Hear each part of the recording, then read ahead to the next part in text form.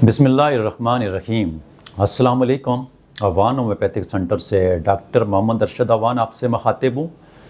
आज का जो हमारा प्रोग्राम है वो मैदे के मरीज़ों के लिए है। मैदे में वैसे तो बहुत सारे मसाइल होते हैं, मैदे में दर्द, मैदे में जलन।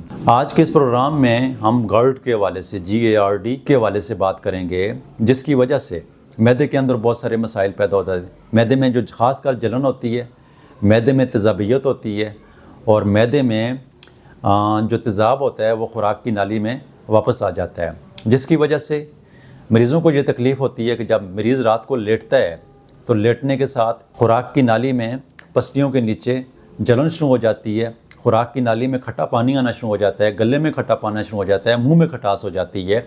बहुत सारे मरीज़ ऐसे भी होते हैं कि जो इम्प्राज़ोल या मुख्तलिफ़ किस्म की एलोपैथिक की मेडिसिन खाते रहते हैं और 20-20 साल से खा रहे होते हैं, 10-10 साल से खा रहे होते हैं, एक दवा खानी शुरू होगी मरने दम तक खा रहे होते हैं, जिसकी वजह से मैदे का मसला ठीक तो नहीं होता है बल्कि मज़ीद गंभीर से गंभीर तर होता जाता रहता है।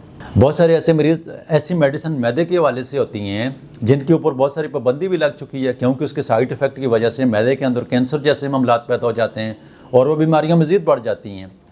तो ऐसी सूरत में अगर आप होम्योपैथिक का इलाज करवाएंगे, जो होम्योपैथिक का ये दावा है कि वो बीमारियों को मुस्तकिल बुनियादों के ऊपर ठीक करती है, और मैं होम्योपैथिक एक ऐसा स्टूडेंट हूँ, ऐसा तालिब इल्म हूँ कि जो पिछले 20 साल से इसकी प्रैक्टिस भी कर रहा हूँ, सीख भी रहा हूँ और सिखा भी रहा हूँ और बहुत सारे मरीज़ों को ठीक होते हुए देख भी रहा हूँ। तो अगर आपको मैदे के अंदर जलन है, मैदे के अंदर तेज़ाबियत है, मैदे में ख़ुराक की नाली में खट्टा पानी आता है, तो रात को सोते हुए तेज़ाबियत की वजह से मरीज़ सो नहीं सकते हैं, तो ऐसी सूरत में INR, आई से मतलब आयरिस विर्स, N से मतलब नेटफास, R से मतलब रोबीनिया, ये ऐसा कंपोजिशन है कि जो मैदे के अंदर जलन, ख़ुराक की नाली में खट्टा पानी आना, रात को जब लेटे तो घबराहट तारी हो जाना, पसलियों के नीचे जलन होना और पूरी ख़ुराक की नाली में खटास का होना, तो ऐसी सूरत में आप INR ड्राप इस्तेमाल करेंगे, यकीनी तौर पर बहुत सारे मरीज़ इससे सेहतयाब हो जाते हैं।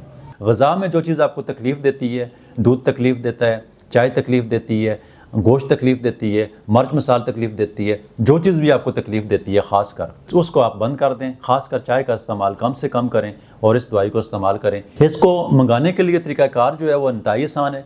दिए हुए नंबर के ऊपर आप व्हाट्सअप करके मंगवा सकते हैं, हमारी वेबसाइट के ऊपर विज़िट करके इसको मंगवा सकते हैं और इसको आप मंगवा के घर में रखें। इंशाअल्लाह अल्लाह ताला के फजल से आपके मैदे के अंदर जो जलन होती है, जो खट्टा पानी आता है, उसको ये ठीक कर देती है।